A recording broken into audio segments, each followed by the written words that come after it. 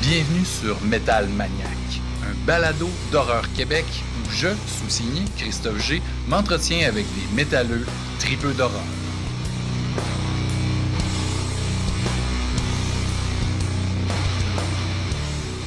Métal Maniaque, épisode 39. Hey, content de vous retrouver, cher Métal Maniaque. Le 13 mai, hein, en camisole, c'est l'été, ou presque, hein, ça sent l'été. En tout cas, on est, euh, on est joyeux, on est content. Il n'y a pas d'EV Montréal cet été encore. On ne sait pas si ça va revenir, hein, ce beau festival-là sur l'île Sainte-Hélène. Mais ça ne nous empêche pas de rencontrer un paquet de belles personnes, des beaux artistes pour ce podcast. Donc, pour l'épisode 39, en ce 13 mai, lundi, euh, donc j'ai eu le bonheur de rencontrer Margaret Rolicki et Nick Poulos, qui sont unis par les liens sacrés du thrash metal.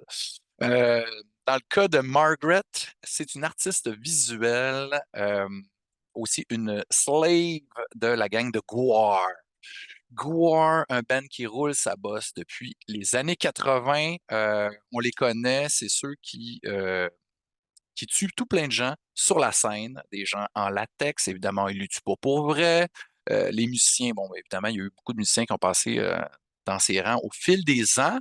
Mais ils sont toujours costumés. C'est des genres de gladiateurs extraterrestres qui aiment bien tuer les puny humans. Puis ils ont des slaves. Les slaves, en fait, c'est des gens qui travaillent au niveau SFX, hein, qui s'occupent des props, qui s'occupent de brancher les tuyaux parce que, évidemment, ça gicle. Ça gicle rouge, vert, toutes sortes de couleurs. Puis les fans qui s'habillent en couleur pâle dans les premières rangées, ben, sont absolument tout colorés. Puis on trouve ça vraiment, vraiment le fun quand on va les voir en concert.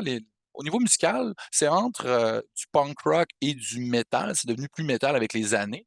Puis, ben, ils ont besoin de tout plein de gens en coulisses, habituellement 5-6 qui sont là pour gérer les SFX puis les props. Puis Margaret Rolicki, c'en est une. Donc, la première slave du band. Il y avait déjà eu d'autres musiciennes, des chanteuses dans le groupe dans le passé, mais en tout cas, ça a été vraiment le fun de jaser avec Margaret, qui est aussi artiste visuelle au niveau bon, dessin, tout ça. Elle fait un paquet de trucs. Vous irez voir son Instagram, Maggot Grace. C'est absolument divertissant de la suivre. Elle pose plein de photos en coulisses. Elle a collaboré à la pochette ben, non seulement la pochette, mais il y a un vidéoclip du band Bat, un band qui inclut Ryan Waste de Municipal Waste et Nick Poulos, qui est dans Municipal Waste depuis un certain temps maintenant, guitariste soliste. Euh, donc, c'est un band qui est un peu plus, je dirais, à la Motorhead, moins trash, mais quand même, il y a un bon fond de punk là-dedans. Nick Poulos, donc c'est un vieux chum de Ryan Waste. Il a été dans les bands Vulture avec Ryan. Il a été bon, dans le groupe Bat qui sortent un album le 17 mai, donc dans quelques jours, sous l'étiquette Nuclear Blast, le premier, parce que ce premier album-là est sorti de façon, bon, je dirais presque indépendante. C'est Hell's Bangers. C'est une petite étiquette qui produisent des vinyles, des cassettes, tout ça. Mais là, Nuclear Blast, j'imagine que ça va les amener encore plus loin. Nick arrivait d'une tournée sud-américaine avec Bat, puis Exciter. Donc, on en parle un petit peu. On parle évidemment de films d'horreur avec ces deux belles personnes-là. Euh, Juste encore pour fermer la parenthèse de Nick Poulos, il a été dans Cannabis Corpse, un autre projet, un autre side project de Municipal Waste qui incluait le bassiste Landfill Hall et Josh Hallhammer, le frère de Phil. Euh, Puis, bien évidemment, il a participé à Municipal Waste, les trois derniers albums. Ben, en fait, deux derniers albums, plus le EP. Slime and Punishment en 2017, c'était son arrivée dans le band. On en parle un petit peu de Last Rager, puis Electrified Brain, qui est sorti en 2022, qui est absolument puissant, excellent. Donc, ben, gros fun. Je vous invite à visionner mes rencontres avec Margaret Rolicki et Nick Poulos.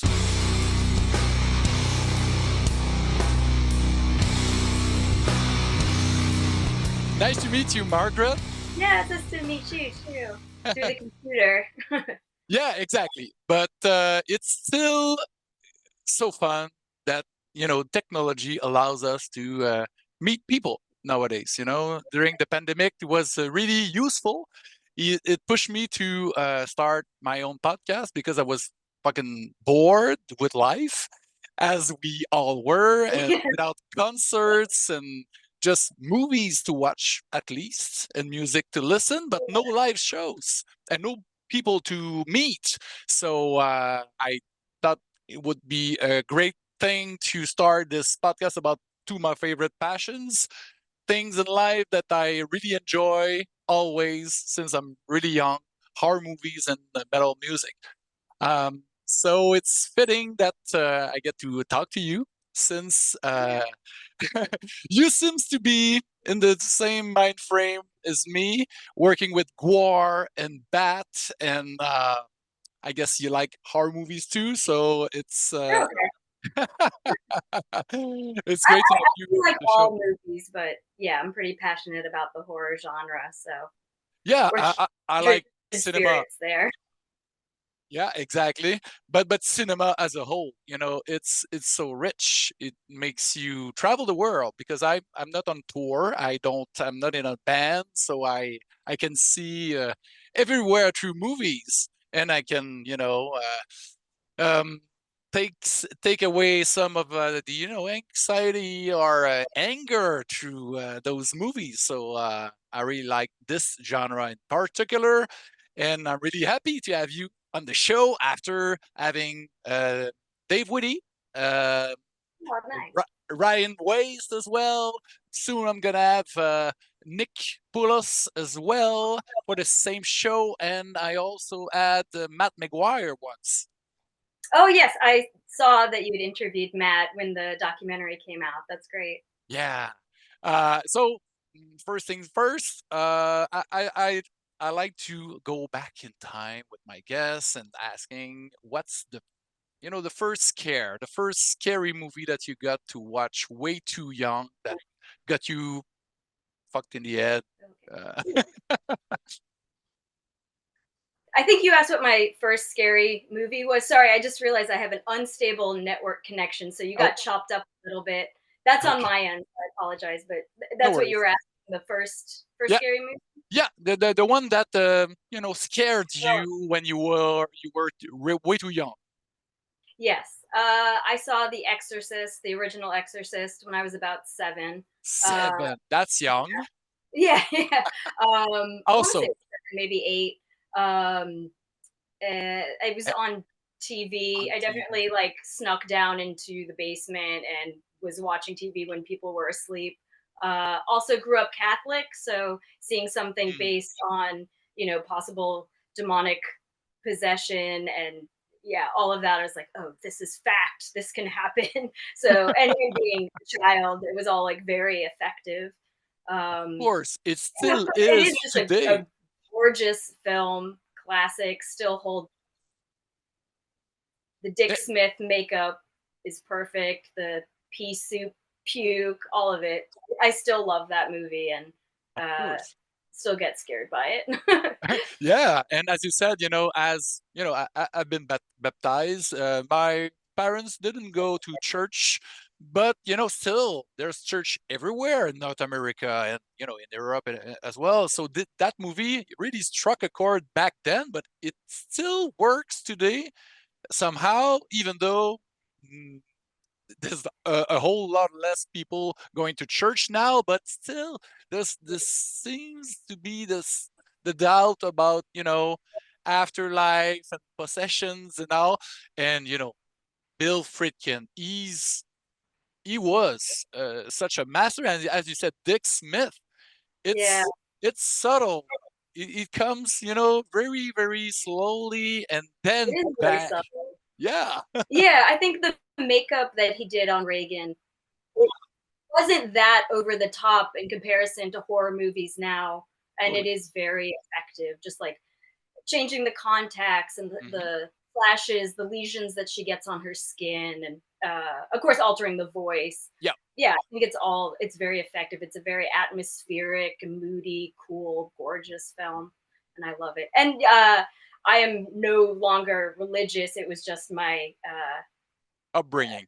my upbringing. Yeah, but think it's kind of hard to shake the shackles of that a little bit. And there is a lot of unknown with Mhm. the afterlife and the higher power, whatever. So yeah, I think there's still it's still effective. Oh yeah, totally. And we don't want to believe that it ends when we die. We want to go somewhere else. We want to live again. And, it's just, it comes with the whole, religion thing. I want to rest. I want it to end. I Maybe, think. maybe. After a tour, I'm sure you want to rest because I saw you running around during that last GWAR Yeah, show in Montreal in so glad it March, came out. and it's pretty intense what you guys do, but because you make it seem so easy because you know you you need to be really I I guess stealth a bit because you don't want to take the spotlight because the band is there, they're doing their thing, and they're gonna chop the head off of those politicians, and you have to be there to make sure things work properly. So it's kind of absolutely. a challenge, I guess. Yeah, I like looking the part as a slave. So the kind Hmm. of You blend. all the slaves have a type of like caveman kind of Hmm. stripped down look. Yeah. So you want to look like you're part of that world, but also not detract from anything that's going on stage. So yeah, running out to hook up the hoses for the different kills or Hmm. retrieving a prop from stage. Um, Definitely important to look the intentional and part of it, but I don't want the eyes on me. I know, but it's quite hard. You're a pretty girl. You're a girl because slaves. There were men, hairy men, but you're really, they're they're doing the best to look, the most ugly they can. But you stand out. Are were you the first slave woman? Because I know Slimensra Ayman, she was in the Uh-huh. band, and other member were female as well. But as a slave, were you the first? Right, as a like a crew member, Yeah, yeah. Melanie Mandel, Oh, who she directed Skullhead Face, oh, oh, and yeah. I think a few other GWAR music videos, and helped in the Slave Pit. Uh, Hmm. yeah, she's amazing, a really talented filmmaker. I know that one tour she did Slave Out and helped on stage. Wow, I like But it. again, that was one tour. I don't know of. I should ask. Yeah, there's the GWAR woman Hmm. trope, and there's been at least 5 women who have done that, and of course Danielle Stamp, who is Slime Menster, was Hmm. the epitome, I think, of the ultimate GWAR woman, and definitely Oh yeah. elevated Hmm. GWAR. So yeah, that I know of, Melanie was the only other female to do it as a crew and helping with spew and props on stage. And how come did you went on to join GWAR as a slave in the first place? Uh-huh. Um, so I've been with them 10 years. 10 Uh, years. Wow. yeah. Um, I was living in Philadelphia and I worked at a live theater company doing props and painting backdrops. I was a scenic artist. Okay. And I worked with my friend Chris Flynn, who does lighting. And when Dave Brocky passed away in 2014, uh, we were just having a conversation about odorous and Mm. GWAR, and just it's something I hadn't thought about in a long time. So when Dave passed, that was just the topic of conversation, and through that, found out that Chris used to work with GWAR. He was from Richmond originally. He used to do audio stuff for them on tour, and then also help in the pit and work on the films and all of that. And Hmm. so he was my introduction to the Slave Pit, to Matt McGuire and Bob Hmm. Foreman. So yeah, basically he was like, if the band continues on, I'd love to put you in touch with them. And because of my background working in theater and film and making props and Hmm. doing art and all that, he thought I would be a good fit. Uh, so yeah, I contacted those guys uh, and came down and worked for a month on actually Oders's Viking funeral, which Oh, happened in Richmond, Virginia hmm. at Hadad's Lake. It's a So pretty intense introduction. yeah, very. It was all very bittersweet. Mm. um, so yeah, that was a But heavy. you were familiar with the music and the band, of course, a Yeah, little I bit. had a very, I would say, a superficial relationship with GWAR. Like I loved the art. I Hmm. loved Odorous. Huge fan of Dave Brocky and Hmm. all of his creativity. Hmm. I wouldn't say that I listened to the music very much. I pretty much Scumdogs of the Universe was like Hmm. the Classic. limit of, yeah, and I still love it. Of course. But it's more uh, the The visual. collaborative art Hmm. element of it, the visuals for sure. So that's what attracted me to them. Like this group of misfit weirdo friends that have been doing this. At this point, we're going into our 40 years I next know. year. Like, that's incredible.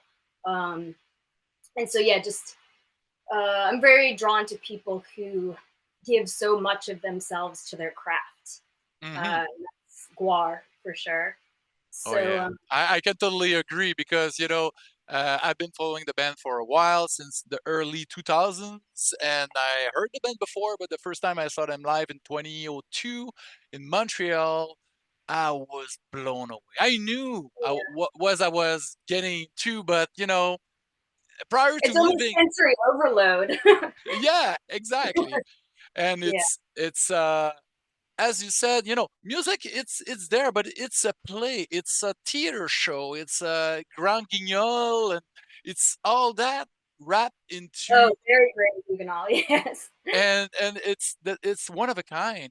Kiss, they were there before, but it wasn't gore and it wasn't anything Kids don't like make costumes or any of their art. So, ex- I mean, I know that they came up with their own makeup looks and their names, but Mhm. bar is all in house, and I think that I know. really sets us apart from other collectives. The craft, exactly, It's it's all dedication. And as you mentioned, the documentary, I want everybody to watch This Is GWAR, because it shed a light on the behind the scenes and your work, and it's so you understand what it's all about, because it's a community, and mhm, it's GWAR is more than the sum of his parts. mhm, I don't know the expression exactly, but as a collective, it's stronger than everything. So, and through the documentary, we learn about the in-house fights, because there's egos, but they went mhm, through that tragedies, and they're still there doing something that is pretty hard, going on tour with a band and doing as much on stage as they do. It's pretty it's pretty insane. yeah, I mean, yeah, to be going that long, and I think there's been, some breaks throughout the career uh, where they've taken maybe a year off, but Mhm. really there hasn't been that much downtime. And I think they wouldn't have it any other way. Like they know no other Yeah, life. so Like, a lot of exactly. them got into it as VCU students. Hmm. Uh, yeah, and they've been going since they were. Some of them were teenagers when they joined the band, and yeah, this really is their world, and it's amazing that it's still going. It's still people are still coming out to shows. It's wonderful. Oh yeah, I love it, and the fans are passionate. They want they Yeah. want the core, but And there's, uh, they and maybe you participate. noticed when you were there, there's very young people in the crowd too. Yeah. So it's not just the old heads who, Mhm. started following them in the 80s. There's like kids now at shows and like the next generation. And that's great to see. Of course, you want to share it with your kid. One day I'm gonna bring my daughter. She's 10. Oh, good. I don't know if she's ready yet to see a GWAR She doesn't show. keep spewing dicks on stage. Yeah, that's an interesting conversation to have with her. But She maybe she she 10. but she Right? knows about body parts, but Yeah. she knows about latex and stuff because I've been Mm, watching Ghostbusters and the Indiana Jones movies with her. We're not uh-huh. into watching Evil Dead yet because it's a bit too scary for her. But Yeah. we will go there, and I'm sure she would be able to enjoy because she likes music as well, and Uh-huh. she's gonna enjoy a GWAR show. Maybe next time you come I'll put you guys on the to list. Montreal. Yeah, maybe she just needs to see the like some behind the Yep, scenes so we can put everything in context and know that it's just make fun. believe. Exactly, because that's what I do when we watch a scary movie. Sometimes we watch, the behind the scenes footage and the making of, Yeah. and it de-dramatize the whole thing. You understand that it's just for fun, Yeah. and Yeah, I'm some always surprised to see, especially this last tour. I mean, there were kids as young as 6 in the audience, like in the front row, just like having the time of their life covered in blood. oh yeah. Um, next to someone who's like 45, also covered in blood. Yeah, very like it's an interesting mix in the crowd, but definitely little kids out there. But it's a great place for kids if you can bring kids in the venue because sometimes it's a bar and you you can be Yeah, underage. yeah, that's true. But in a venue like that, it's you bring a kid, they're allowed to yell, they're allowed Yeah, to jump around and to get dirty. It's pretty yeah, cool. Usually yeah, we tell them not to get dirty, not to yell, and right. quiet and Yeah, exactly. Let it out. what about metal in your life? When did it came into your life? Was that young, your No. teens or later on? Yeah, it's interesting doing a Metal Maniacs podcast. I don't consider myself a metal maniac. It's Uh, okay. yeah, yeah. I mean, I love You're working metal metal and as much hard, as so the it's perfect. plasmatics. So Oh, okay. But it's sorry, pretty heavy. But this is the breaking up a little. plasmatics, yeah, I know it's the signal is kind of weird, but you Yeah. mentioned the plasmatics. It's punk, and punk. It's Yeah, I often definitely like these pretty close. crossover artists. Hmm. Yeah, I think Wendy O, I found out about, yeah, again, watching TV late at night when I wasn't supposed to, on a channel I wasn't supposed to be watching, and Reform School Girls was on. And I remember being a little, I don't know how old I was, but young, and thinking that she was a pro wrestler and just like kind of being fascinated by what I thought she was. And then it wasn't until probably high school when I learned about the plasmatics and put it Uh-huh. all together. So I'd say more high school time switching Okay. into stuff. And of But course, like, I think starting with in junior high with more like classic rock, mhm, like Zeppelin, Pink Floyd, The mhm. Doors, that kind of stuff, then leading into Slayer, Metallica, all of that. But I really love like all genres of music. Oh, me too. I love classical music. Sometimes I listen to Chili Gonzalez solo piano album, but sometimes I'm into grindcore. I want some big destroyer because I'm pissed. Uh, There's it depends on the mood. something for every mood. Yeah, totally, totally. Um, and I was wondering about. Let's speak about Bat a Oh little. yes. Bat, those are rad dude, of course. Ryan Waste, Nick Poulos They from are rad Municipal dudes. Waste, and they have this kind of old school metal. a little bit punk kind of band, and it's pretty lo-fi. It's fun. It's fast, Motorhead type sometimes. And you've been working with them for quite a while. You did some work on the music video in 2016, I believe. That nice bat mask.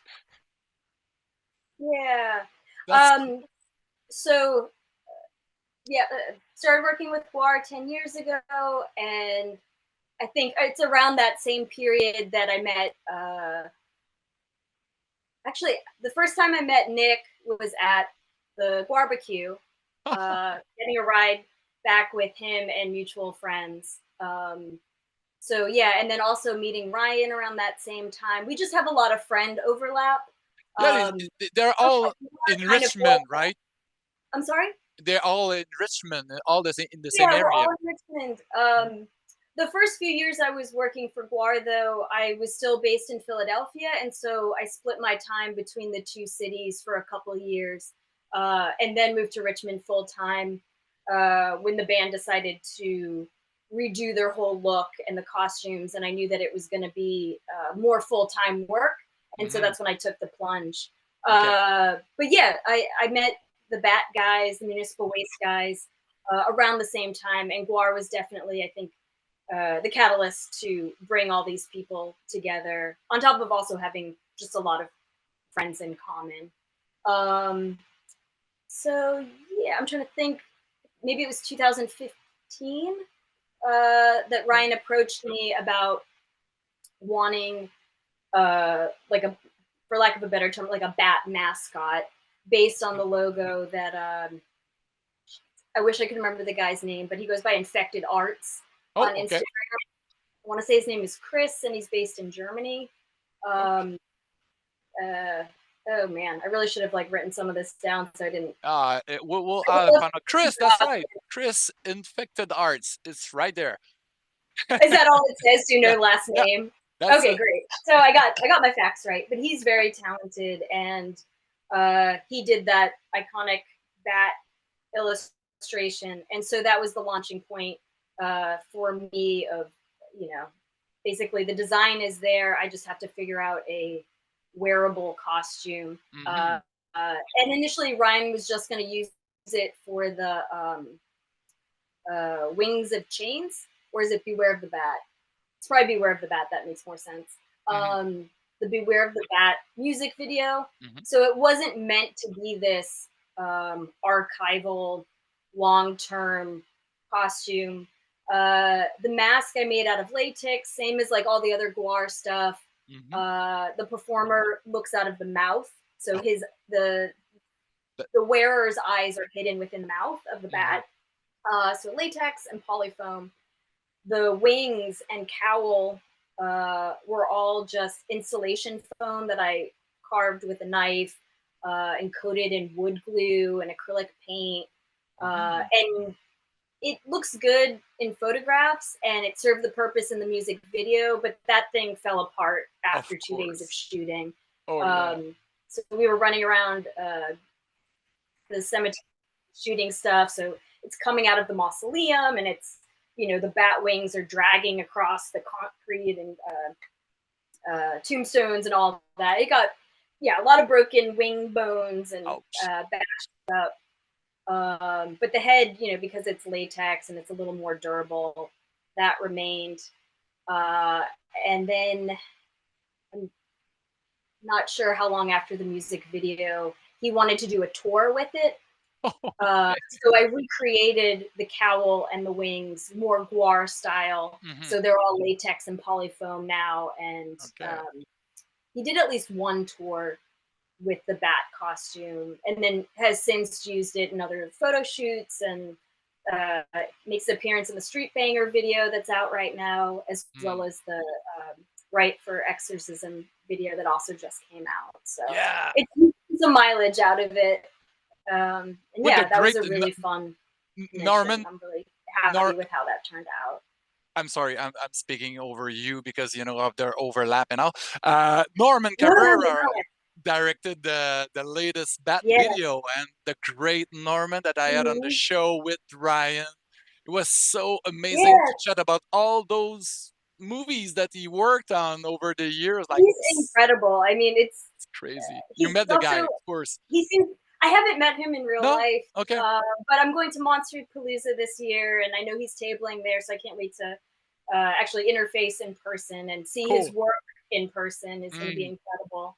Oh, Yeah, yeah. because he's such a talent, and it feels like he has worked on everything. I know. I'm I always know. surprised when I'm watching something that I don't think was of his resume, and then his name will pop up in the credits, and it's just, oh, of course, yeah, you did that too.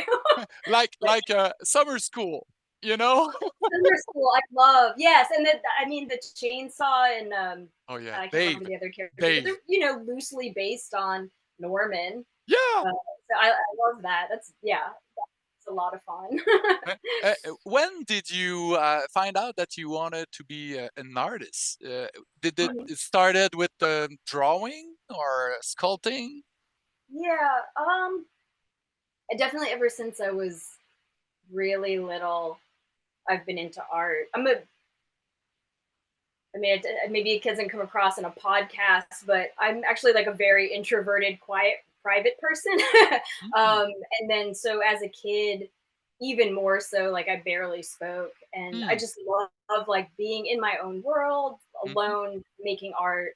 So definitely like yeah, drawing and painting, some sculpting. Sculpting, I feel like, is something I'm more passionate about these days, but it isn't my background.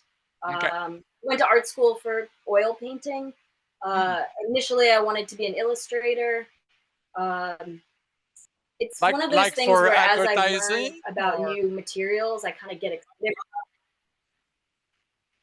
Um, this was really just like my senior year of high school and then freshman year of college. I was like, yes, I'm going to be an illustrator. And to think back at that time, I don't even know what exactly that. Probably yeah, advertising, okay. um, or book illustration, children's book illustration. Mhm. Um, but So uh, your art wasn't that dark yet.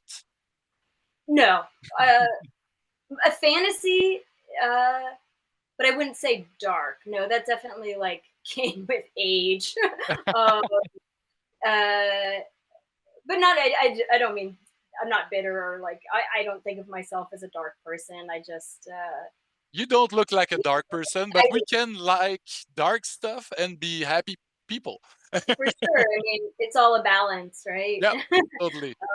um, I when I was in college though, I went to school in Baltimore at the Maryland Institute College of Art. Uh, I've always been a big John Waters fan, and so Oh, that was definitely nice. him and the Dreamlanders and all of the people that he worked with. That was a major reason for me wanting to go to school in Baltimore.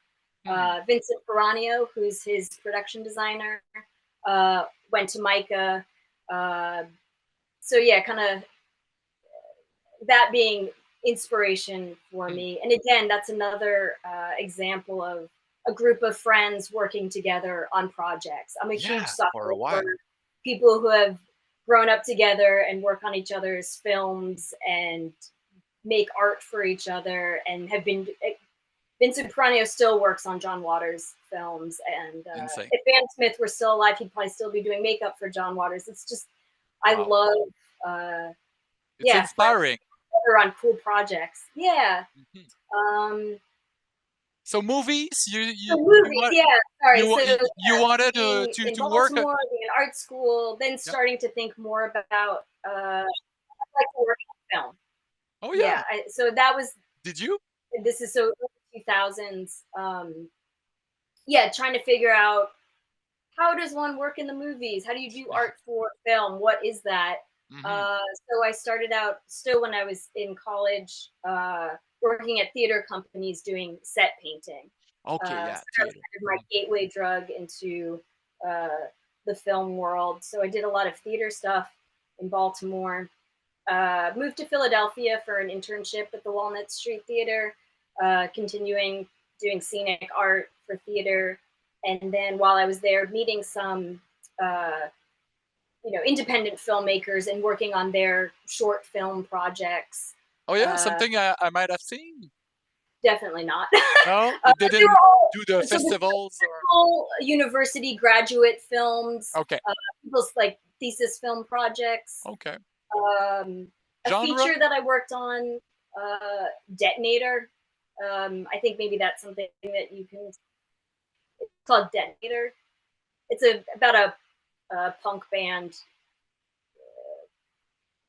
I did some like art direction for that, assistant art direction for that. Okay. So making like fake Detonator. fires and uh, venue basements and graffiti and distressing the homes that we worked in and just trying to flip them to look more dingy and punk.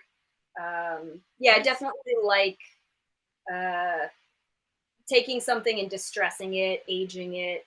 I like all the processes involved in scenic art for theater and film. And so, yeah, I think because of my background in those worlds, that's why I meshed really well with GWAR. And so, um, yeah, what am Eh, I trying to say? All of my background experiences have kind of led me to this mhm. moment. And And I it's still want to do film work. Every once in a while, I'll work on a music video or film. I am in IATSE. I'm in the Scenic Union mhm. in Richmond. I worked on that Hulu show Dope Sick. That's maybe the only thing people have heard of. So that's more recent. Okay. Uh, but yeah, I do want to do more film and television stuff. I really love being on set. And I'm sure you'd be really good at it. And I'm sure once Ryan get some financing put together to do his Yeah, movie, you'll absolutely. be the first one you'll call for set Yeah. design because it's such an amazing project, and I'm really excited about it. And it's Me always a too. matter of finding money to That do is that. the biggest problem. Yeah, Yeah, financing and even GWAR you know, when they did. Chris is very strong, and he's working with great people. Obviously, collaborating with Norman and his friend Mhm. Jamie, who also Yep. helped on the script. Um, Yeah, I yeah, guess I guess the I can't GWAR. wait till it gets closer to. I'm sorry because we're kind of dephased. So I was about to say, just like the GWAR guys, they did some movies back in the '90s and stuff, and but it was quite, I guess, hard to do to put so much energy on top of the energy they put into their tours to do Yes, those movies, and even I think they won a Grammy once, they which did. Yes, which is amazing, but still, is that worth it with today? How the movie industry has evolved today. I think GWAR, I'm there, definitely not doing it for the money. yeah, I know We are still, it's a passion yeah, thing. humble in that department. um, yeah, I would love to see what GWAR could accomplish with uh, huge backing. It'd be really cool if we could, uh, yeah, find a benefactor to fund another GWAR film where Hmm. we can do all the special effects we dream about and the storylines that we kind of, there's a lot of limitations with the stage show, It's so small. spacing and logistics, Hmm. and yeah, there's a lot that goes into it. But with film and a huge budget, Yeah, you make a lot of those crazy ideas come true. And yeah, I really hope we get to that point where we do get to make another GWAR movie. I really wish they could hook up with someone like Steve Kostensky, who did Psycho Garment, which reminded me a Oh, bit, uh-huh. the designs. I Like, do. I still haven't seen that film. it's pretty I'm cool. very behind on stuff, but I've heard great things. And It's fun. yeah, and that's independently produced, right? I'm not so sure. I think it's a small production company in Canada. I think it's Raven Banner. Raven Banner. I think that it's them that produced it. I don't think it was a big budget. Probably something like maybe a few millions, but Uh huh. they did it pretty good. It looks amazing. It's fun. it's a comedy, a gore comedy, and I'm sure you'll dig it. Yeah. So speaking of movies, since we have a few minutes left, I'd like to ask my guests what are their top like 3 or 5 favorite horror movies are of all time, which is a pretty hard question to answer because it's always shift and it's hard to nail down which movies you want to listen to your until you die, but Okay. I know try. that is so. I totally short circuit in any of these like best of type questions. Um, I will say I love Black Sunday, the Mario oh, Bava film. mm-hmm. I got to see a restored print of it this past weekend at the Bird Theater here in Richmond. They did a Bava double feature of Black Sunday and Kill Baby Kill, and it was in, so great to see that on the big in screen. 35, I'm sorry. a print in 35. It must have been 35. Yeah. Cool. So Making a lot of assumptions. It looked like it was a film print, but maybe it was actually just restored. digital, maybe. um, But it was still great to see it on the big screen, I guess. exactly. Yes. And so I love that one. I love anything with a strong female lead. Barbara Steele is incredible, Oh yeah. and she's good at playing both. The villain and the kind of like sweet, helpless type as well. Like that she can alternate between Mm. those two personalities so quickly and do them both so effectively. Mm-hmm. And she's got those intense eyes. Oh, behind me I have my Oh yeah, it is. um, Awesome. Did you made that it yourself? some fan art that I did a few You years did it? ago. Wow. Oh This yeah, yeah, yeah. It's looks just a looks great. rubber. Oh, Ah, sorry, that's cool. rubber version of a bronze mask in the film. Yeah, I'm the one. sure you've seen Demons from Italy as Oh well. yeah, Demons. There's a great I mask did a in it. version of the Demons mask too. You did one? Over 10 years ago for a friend for their birthday. Wow. And that was one of the things I showed in my portfolio when I first propositioned GWAR for work. Like Demon's Mask was in there. Fitting. Yeah, I love Demons. So maybe I'll say that as number two. Uh, the Gate. I Oh, love. the gate, of course. Yeah, We another talked one with about the Rich. gate with Ryan. We talked about the Okay, gate, we won't talk about the Gate. I'll pick something else. Um, but it's great. It's a Canadian movie. I love it. what's that? It's a Canadian movie, The Gate. I loved it. Oh, it's Canadian. Yes. Yeah. Mhm. Uh, oh God. You were talking about Now I'm looking at my VHS tapes. Like I have a cheap. yeah, I can see I'll check behind you. Maybe I can see references. You talked about the Oh strong female. I have to mention Alien, of course. yeah, yep, yep. Um, I'm a big oh my fan. God, why am I blanking on what my favorite movies are? But Uh, I but can ask a different Neither question. Dark, Suspiria. Oh, nice. So you're big on European horror. So that's awesome. I like Oh it. yeah, I mean all those. Yeah, all the Italian giallo. Uh, Yeah. And Gorgeous. those the Nonsense plot, gorgeous cinematography. the colors and the SFX as well with guys like Fulci and Sergio Oh, yeah. Oh, I love the Schiavetti. Beyond. Yeah. Yeah. That was great to chat with you with the delay about horror Yes. and metal and thank you a lot for your time and see you next time you come to Montreal with GWAR. I'm gonna be there, Yes. that's for sure. Wonderful. I can't wait to see you then. Yes, Thank you. thank you, Margaret. Bye. See you soon.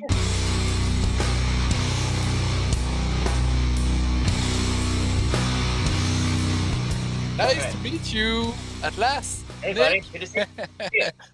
Yeah, it's so cool. You've been able to be on my show to chat about my favorite things in life, metal and horror. After having Dave on the show, having uh, Margaret on the show, and Ryan, Yeah. of course. So and you Well, found the here we are at perfect setting. Slave Pit Studios, and also AKA the Municipal Waste practice space. Oh, okay. So you're that tied with the GWAR guys. Yeah, So yeah. and gals. Yeah, It's exactly. cool. Yeah, we're literally right out this door. Yeah, is where all the magic happens. Oh man, Yeah, that's awesome. And you guys with that actually you just came back from a South American tour, that's right. Yeah, just right? yeah, about like 3 weeks ago now. Yeah, yeah. So how was that? Oh, it was a lot of fun, but yeah, a lot of travel. A Oh lot of yeah. travel. Yeah. So if you're not used to that kind of thing, the uninitiated, Hmm. yeah, you have to find time to sleep, which is Oh always a yeah. problem. But yeah, the shows are fantastic for sure. Because in between dates you had to drive like 8 Oh no, hours. you fly Oh, basically flight. almost every Okay. night. Yeah, Okay.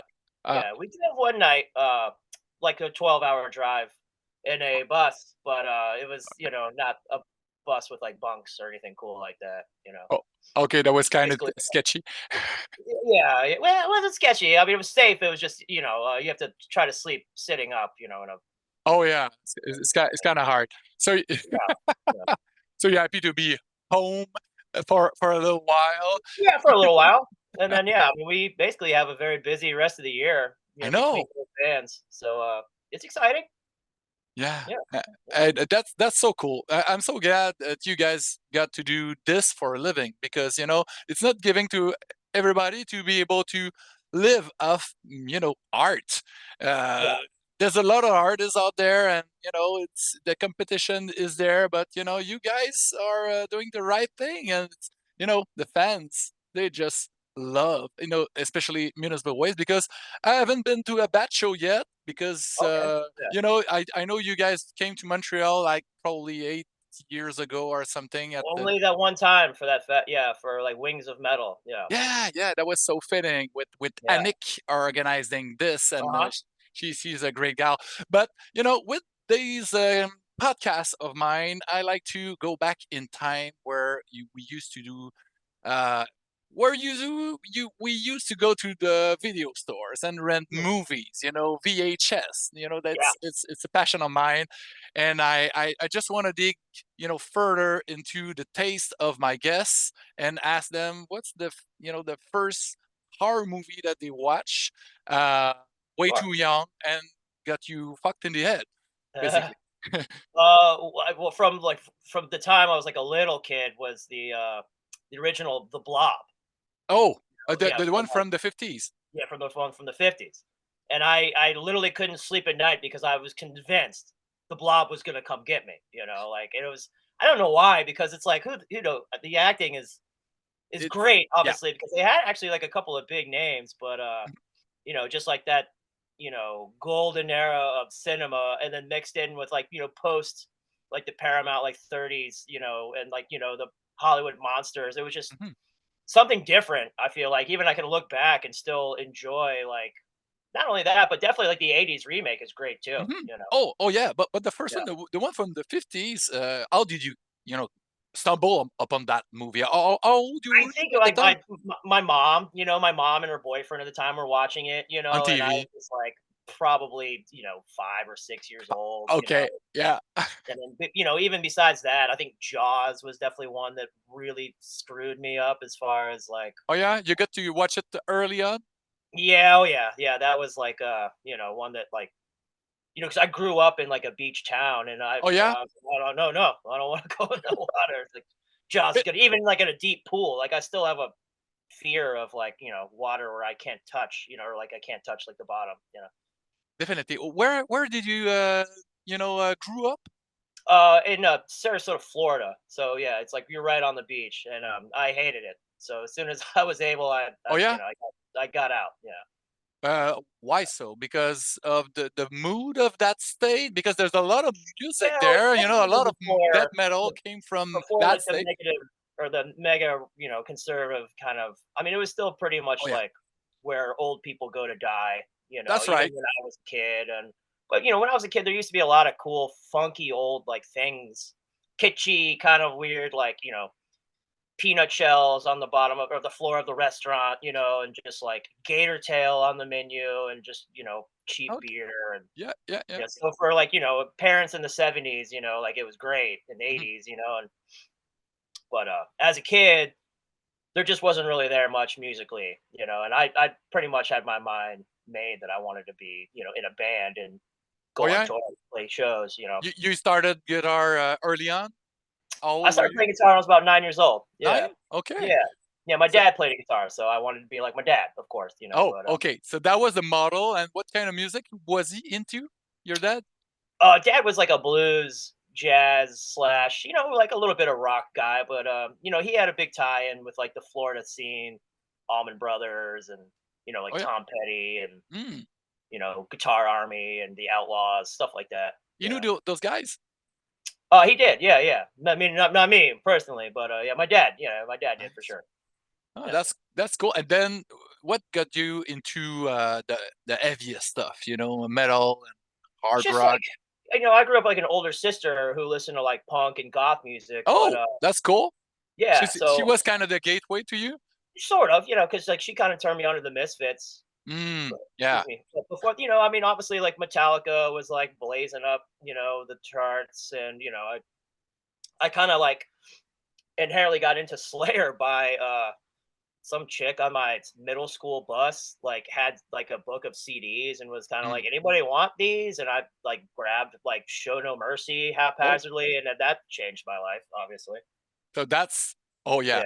of So I, you know, course. I, 'cause I had that kind of punk edge, for my sister, but Mhm. still like loved metal, just And from and and Metallica, Slayer, of course. Like it's Slayer, Metallica, Megadeth, like mhm, the and then trash.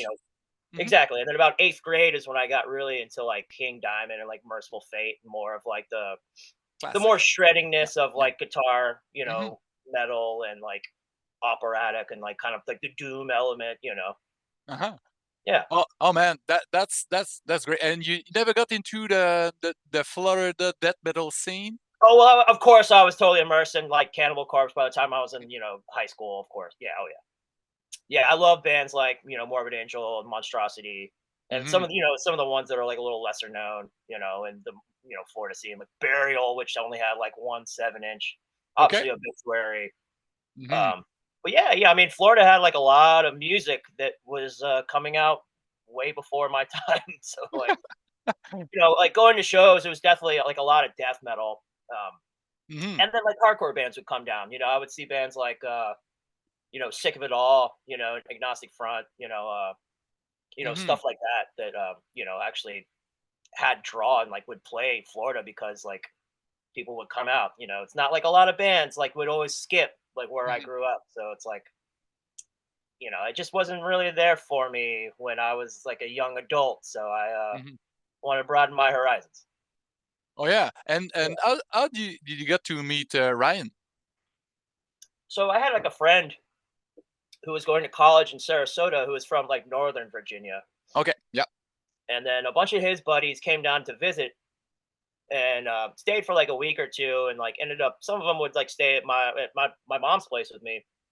And yeah, they were like, hey, you should come check out Richmond, you might like it. And I did, and sure as shit, like I spent a whole summer here one time, probably like 2004. Okay. And then yeah, And the then I moved scene here. was already happening there, Yeah, yeah, there GWAR was like was a out lot of there punk. for a Yeah, while. definitely a lot of metalheads, and like I met Ryan at a party, probably like, yeah, probably 2005, Okay. and then Tony from Municipal Waste like right after, and then just all the friends that I still have are almost 20 years later, like some my best friends in the world. Yeah, when you get the same mind frame and the same goals, and you have that drive, because Yeah, it's hard to do what you do. You were mentioning, being on tour and trying to sleep, and then you have to shred all, yeah, yeah. I every mean, night, and to find a way to be, in the zone, and I even see. if I feel like that part comes easy once you're yeah, out there and the show's on. That's like the easy part. The hardest part is getting 4 or 5 people in a room twice, 3 times a week practice. to actually put in the work and to Yeah. like make and write. Hmm.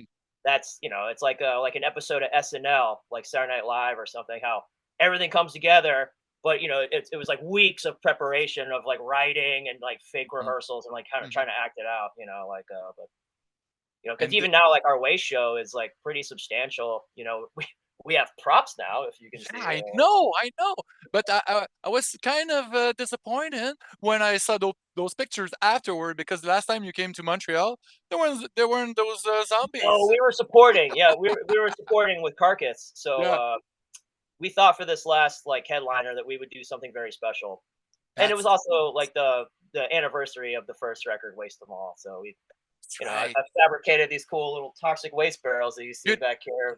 you did it yourself because Yeah, you're working with the slave pit people with Margaret.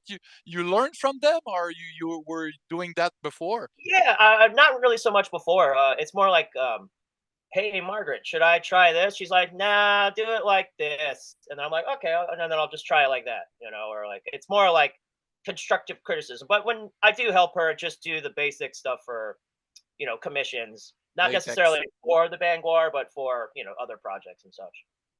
That's cool. But Washing a lot of latex, playing around with a lot of latex. and being surrounded by all those props, it's inspiring. And I guess it was just a matter of time for Yeah, because Municipal I Waste always to have do some. questions. I'm like, how the heck did they make that? And it's like, oh, well, they probably did it like this, I would imagine. And then so Eh, it's like, oh, okay, that's interesting. but those barrels, it's awesome. It's Yeah, simple, they but it they got works. they're sturdy. They like light up and have like foggers, and it's pretty cool.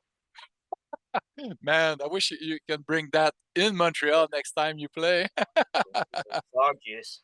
Oh yeah, fog. We like the fog. It's hard to take pictures when there's too much fog, but that's my problem, not yours. Yeah. Well, see, like we hate fog on stage, but it's like these things like they just shoot upwards. So it Mm, just like doesn't even really dissipate with us. It just kind of goes right to the to the roof. So yeah, but those zombies, it's perfect. Return of the Living Dead. yeah, yeah, you can kind Uh-huh. of see Starman and yeah, then the cover guy. Oh yeah. The, so horror, you mentioned the Blob and the remake of the Blob. Chuck Russell is so cool and it's much gorier. And that was Yeah, yeah. this area, 88, Effect 87. wise, it's very impressive for sure. Yeah. Yeah, but But what Return of the can, Living yeah, Dead was definitely one of my earliest favorites. Like the I would soundtrack and I everything would is go cool. cut the grass at grandma's house, on Saturday night or Saturdays just so I could like stay up on her couch and like watch cool cable because she had like Cinemax, HBO, Showtime, and Oh, I'd be like the 10 years movies. old, like, seeing all, Phantasm, Return Mm, of the Living Dead. That was like some early memories of like my, being scared but just couldn't look away, of and just loved course. it. Of it. And your grandma, she didn't care that Yeah, she was she was asleep. okay. Yeah, Yeah, yeah. she was old. She was asleep. Yeah. Because your parents, they were they okay with you watching, Yeah, my all. mom didn't really give a shit either, but like she didn't have the cool cable that grandma did. Yeah. Yeah, that was kind of the same, but at my parent was separated when I was like 7, and at my mom's she had a VCR, and at my Yeah. dad's he had those movie channels. Yeah, So yeah, with yeah. with my brother, we bonded over at Record movies, like yeah, be like a eh, little derelict. Yeah, they say don't do this kind of thing, but you do it anyways. sometimes, Yeah, but yeah, but that channel that we had, it was called a super screen kind of in Quebec, and yeah. they had all those Italian horror movies from Lucio Fulci's, and Oh, okay. Wow. and, and that was pretty intense, at 8 or 10, and you're seeing those Italian or European movies, A lot of Spanish movies, eyeball stabbing. Yeah, yeah. man. Yeah, yeah. See, I didn't really get to. I wasn't really experienced any of that stuff till my later teens, like early 20s. Mhm. Because when I first moved to Richmond, there was a great video store that was still around up until about 10 years ago. Hmm. Yeah, it was called Video Fan, and you could still rent VHS tapes. It was incredible. And they had literally any title you could almost think of, Mm. and they were also kind of like in the dicey area where they still had like the porno section that was probably most of their sales or like rentals. Uh-huh, uh-huh. But, the last couple of mom and pops that are like that, that's like how they, made their living almost in the Yes. 2000s. Exactly, but Yeah. it's such a shame that we don't have those stores anymore because there was actually an outing. You go outside and meet with friends and you argue for hours about Yeah, which yeah, one you want to rent, and right. usually you rent the wrong ones because you pick the best covers, and sometimes you get disappointed, but it's part of the Yeah, fun. yeah. But That's always something nowadays. that's like yeah, something that's always grabbed me is like a cover, even Mm, like, when I bought Hell Awaits by Slayer on tape mm, when I was like a little kid after I already had Show No Mercy, I bought yeah, it sheerly because the cover looked way more cooler than almost anything anything else. else that was on the tape rack. Yeah, and Slayer and record covers. It's the same thing as Almost renting in just as movies. important, yeah, as like a Yeah, one screen or one sheet. yeah, definitely. And you guys, you put the energy and the passion into that as well because those covers that and I have to mention that you know Slime and Punishment, the first one that you arrived Right, on. right, right. And I was really impressed because to me, it was kind of a step up into the sound, more heavier. Of course, having two guitars at the same time with your solos, and that was those videos, the video Yeah, that sure. Yeah. Norman did. That Yeah, was yeah, we had Norman for the title track. Yeah. and also the new record, Electrified Brains, as well. And Norman, you have he has obviously a great friendship with Ryan, but Yeah. with the new band. Oh, he's a great friend of mine too, not just Ryan. Yeah, that's so awesome that you guys got to be friend with this amazing artist that have been following without even knowing the career Good for game. all Yeah. those years. He's Summer responsible school. for a lot of You cool know, shit. Yeah. from Dust Till Down, Summer School. There's so many movies that he worked on, and just a sidebar is band. You Yeah. know, uh, you know, I was such a fan when I first heard a song on the compilation on the Rob Zombie label, and Yeah. the Ghastly one, and then I found the record, in the small place in Montreal, and when I got Norman and Ryan on the show, he told me that he was in the band, and I didn't even realize. I was like, such a fan, man. That's Funny awesome. enough, yeah, he's yeah, Ghastly ones are doing like shows right now in Mm, Spain. I want to say, yeah, like I just saw he posted a photo and yeah, they're in Madrid. that's cool. So maybe that's a start. Maybe we gonna see a US tour opening I'll for give you you a guys. I don't know if you're familiar with the Subspecies series, Yep, like the yep. Charles A full Band, moon. Yeah. Hmm. like Ted Nicolo, like Yep. directed Subspecies 2, but there's like a rock scene where they're in like at a show and the band that's playing they're called it was like a fake band called 13th Ghost, and Okay. that's Norman singing. Like Huh. yeah, if you go and it's cool. It sounds like a mixture of like Danzig and Candlemass or something. It's Oh, I'm always like, man, you really gotta like find those tracks. Like I would love to have like a copy of that. because But it was like that was he only can't for he's the got it movie. somewhere. He just has to like bounce it down. But it's Yeah. literally just him and like the other guys that did like the special effects. Hmm. Yeah, and That's they just so like formed cool. like a band. There's like 4 songs. Yeah. Oh, Yeah, okay. yeah, yeah, it's a little bit of a little bit of trivia. Oh man, that's awesome because I don't think I ever watched the second subspecies movies. Bloodstone, I think that's my favorite. Yeah, Oh yeah, Subspecies. Yeah, yeah. yeah, yeah, yeah. I mean, That's there's like 6 of them, so you yeah, gotta like yeah. weed through the good And, ones.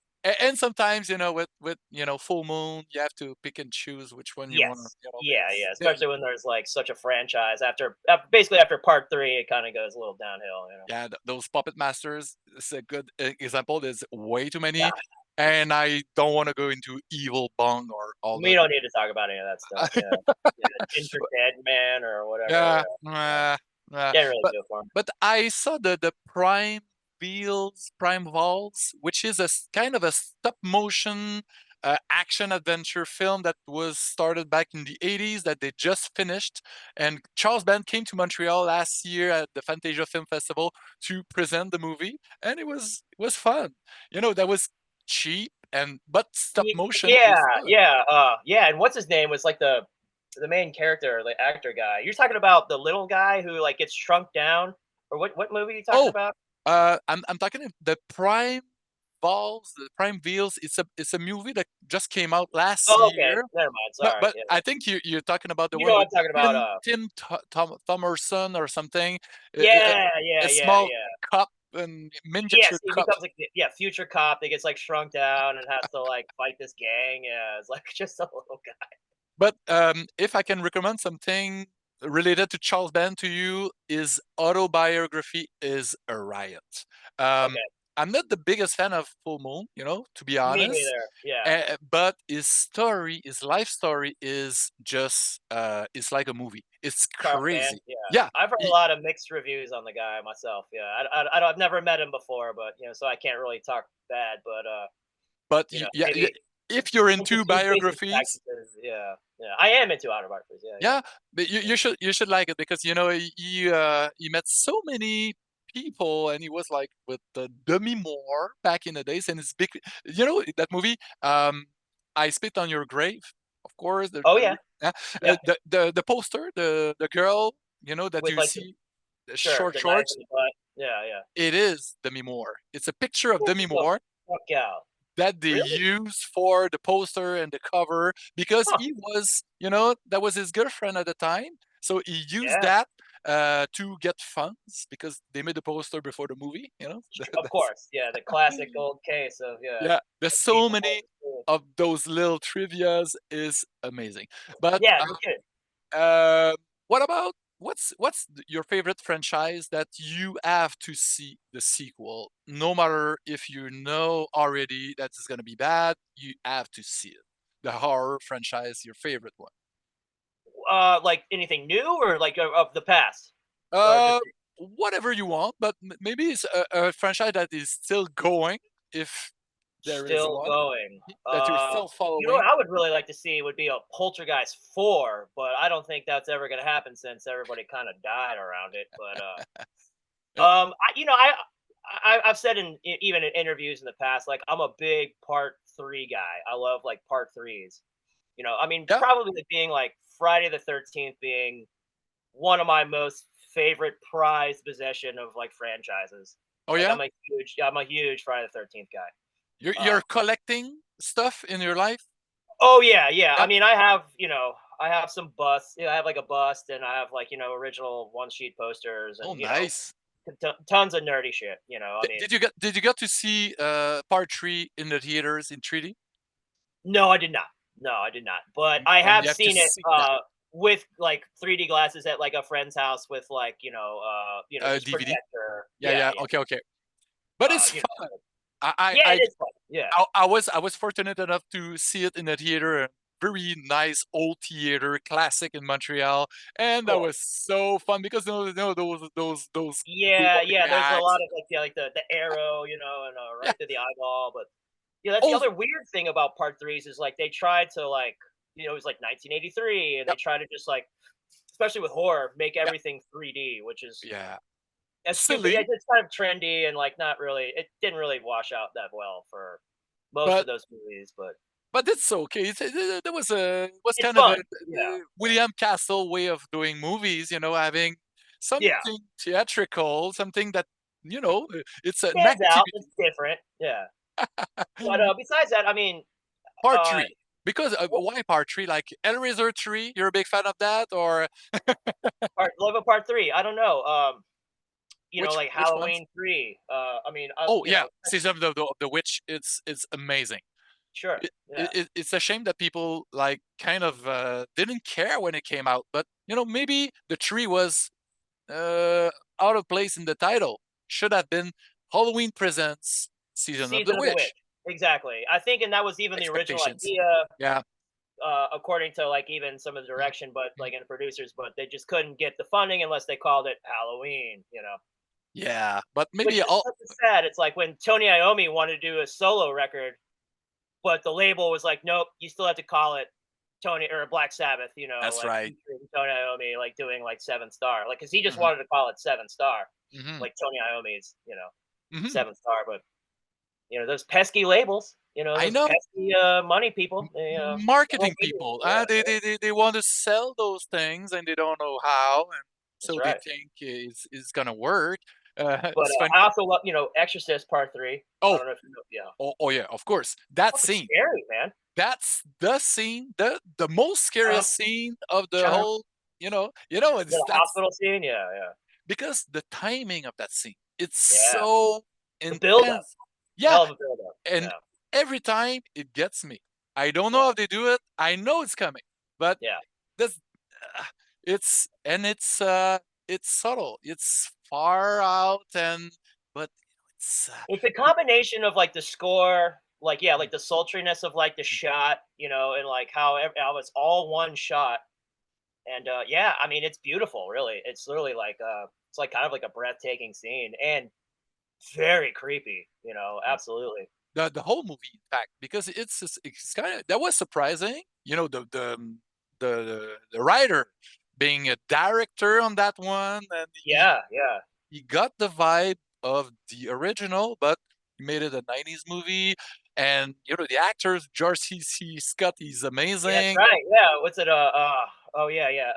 Like what's the not Don't Go to the Basement, but Brad Dourif, yes, yes. he's always good.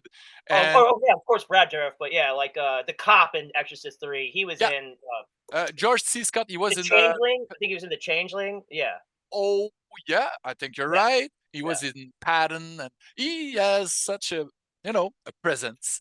Yeah, he's a But great like cop presence in yeah, like horror or something, mhm. or like the failed musician or director or like whatever his role is But in Changeling. thank you for reminding me of the Changeling. It's been Yeah, it's a good one. so long since I watched that, and it's pretty Supernatural. Yeah, creepy. And it's yeah, a Canadian film, that's and it right.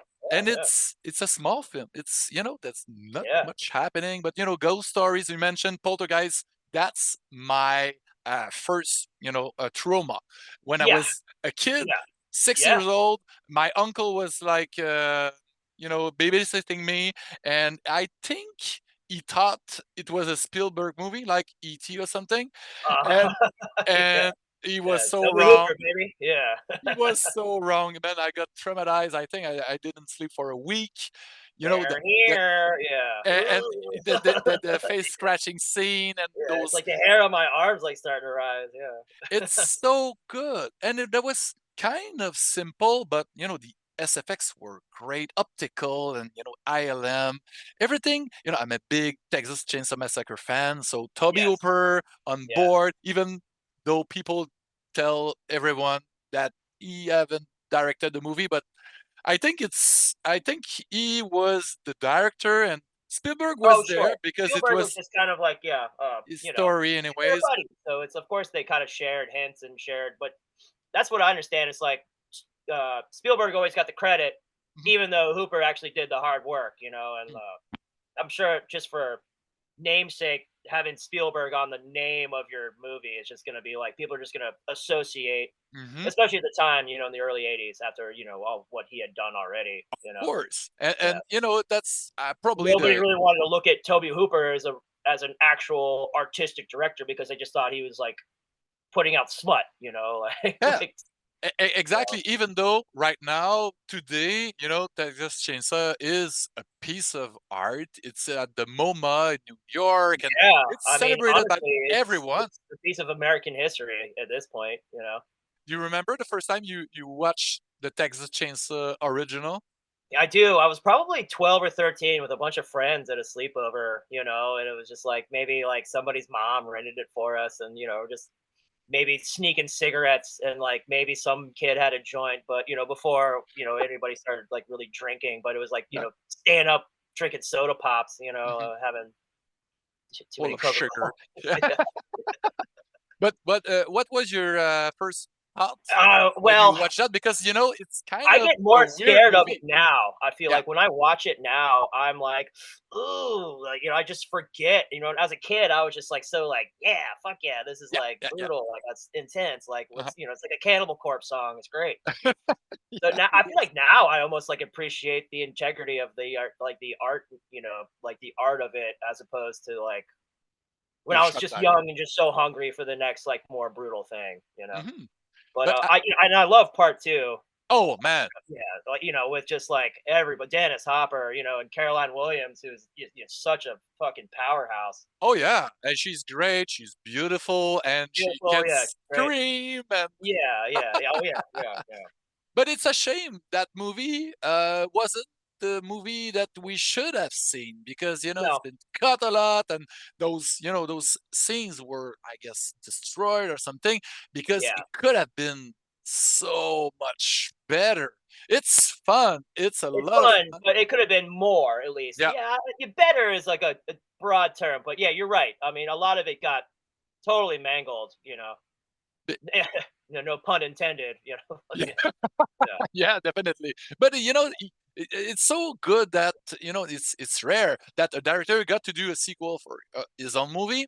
It yeah. happens, but and with the years that passed, and he tried to do something really different, and he did, and it looked so great, and the SFX were like out of this world with Tom Well, they had Savini's in Savini, mask. Savini on the mix. He Mhm. yeah, he did a lot of the special effects. I want to say for part two. Yeah. So Yeah, obviously. SFX, were you always into gore and SFX, and looking into that stuff when you were watching movies growing up? Yeah, definitely. I liked what was like shocking, but I also have a fine line. Like, I'm not really a torture guy. Like the Saw movies Yeah. don't really do it for me. Yeah, the first one, I was First one is okay. It's yeah. okay. You're right. Yeah, And yeah, then yeah. and then it became a formula, like it always Yes, becomes. and every movie was just the same, and it was Yeah. just like, here's all this filler for this one Yeah. big gory scene. It's just like, I don't And know, not and not and, my and those movies, they weren't as fun as the slashers were, because no, the yeah. slasher had humor in it, and Saw didn't. Yeah, and then, obviously slasher movies have like a lot of like that pomp romp, just kind of like even the Canadian ones, even more. I mean, it's just like My Bloody it's not the Valentine. like, yeah, yeah, like teenagers in the woods or Yep. teenagers like on the lake or Yeah. Yeah. teenagers Yeah. at camp. It's like don't have sex or you're dead. Just all that trope. It's just fun. And the It, Saw it, movies are just it, yeah, yeah, some movies, it's more depressing. It's kind of it's trying to be, I guess, like a vigilante or something. It's yeah, trying to yeah, be yeah, yeah, serious about it. And Jason, he just kills, and Freddy, he's funny. You yeah, just wanna yeah, have yeah. fun and drink beer, and wait for the next person to be killed, because you don't care about those kids Yes, anyways. I feel like But Freddie and I would have a good time. yeah, I mean, definitely. like, whatever, buddy. My life's already pretty fucked up. You don't really you want to get in my dreams, man. It's pretty weird. Let's have a party with Kidding. me. I'm having a Yeah. great time, but yeah, yeah. But that was Yeah, such an amazing concept, in the first place, that Wes Craven, as having a boogeyman in nightmares, because he gave yes, nightmares to everybody else that yeah, came yeah, to that yeah. first movie. That's And one thing I will always love about Wes Craven because he shared his nightmares with the world, mhm. and he did it very, very honorably and beautifully. Oh man, I totally agree. And how many filmmakers can you name that have created franchise in like several decades? Sure. Yeah. It I it mean, it The Hills of Eyes, the yeah. Nightmare on Elm Street, and then Scream, and even Scream. Sure. yeah, and there's so many. He Well, because most was franchises always get taken over by different directors, and mhm, that's take a look at the Friday the 13th series. I mean, mhm. Yeah, a different director for basically every movie, you yeah. know. So So yeah, you're absolutely right. Yeah, Craven definitely had the lockdown on of a vision. capitalizing on franchises. Yeah, yeah. It's interesting to think it's not like Cronenberg. I mean, I guess there's a couple of like the Fly movies, but Mm, man, yeah. can you imagine if they made like a part two Videodrome? Yeah, they never needed to because it Yeah, was just so bizarre, and yeah. just so weird. Like, and I think that's like what makes him stand out is that he's like almost like the anti, franchise, where it's just like your movie is here's the movie and it's done. Like, there's no more. Like, Exactly. Take it home. Think about it. Get nightmares, because it's funny that you mentioned Cronenberg. He's one of my favorite directors ever. It's the best Canadian director that ever lived. And I He's was just a for creepy looking guy too. He's so creepy yeah. because I love how he's always doing cameos. Nightbreed, a Nightbreed, big oh yeah, part. He was awesome. That mask in Nightbreed, that's so awesome. yeah, Uh, but Cronenberg, as you said, you know, you don't have to do sequel to his movies because what I like about his art that is ask big questions and you don't give all the answers. So you always have that movie, in the back of your yeah, mind. Okay, what did he wanted to say about that movie, or what about humankind, or yeah, yeah, absolutely. The Fly. That was one of my first, very hardcore horror, gory movies that I saw back in the 80s. I was like pretty. I guess I was not traumatized, but it stayed with me for a while, and it's still one of my favorites. It's so good, and the Yeah, performances, of course. Goldblum is amazing, and Goldblum. Well, it's got that. I think even Margaret and I are better. Like a lot of Cronenberg's movies, they start off like in this like that pre-body horror, like that sensuality that he just has, and then it just mhm, gets so bitter and then so dark. yeah, I mean, and I guess I can't say he's the anti. I mean, obviously, Scanners had more than one movie, but I'm not sure if he directed two or no, no, three. no, no, But no, yeah, no. I don't think so. It was the producer, Pierre David. Uh, Yeah, who took he's now over? based in LA, and he produced all those movies. I think he directed a few of those Scanner Cup, which kind of was Scanner Cop. the Yeah. spin-offs. I think I even have one of those on VHS. Yeah, Yeah, I do, Scanner but Cop. I don't think I even watched it yet because that's the problem with I collecting. think I didn't either. Yeah, Yeah, yeah. I think I just bought it because it looked cool, and I was like, I'll check it out one of these days. And then, and you have to put it on the shelf yeah, beside scanners and all. yeah, yeah. Um, He just had this like sense of like this beautiful, weird, sweet bitterness that then it would just turn sour and very dark, and you're left with this like, oh man, I had this anxiety, like I don't know. it's I mean, he'll get you. Cronenberg, man, it's like he literally like for like the viewer, he does something to everybody, mhm. with every one of his films. Man, I totally agree. Have you watched the Crimes of the Future? His latest so far? No, no, I haven't. But I did see there's this 2016 series, I think it's on Shutter, called Slasher. Yep, And he he does like acted in it.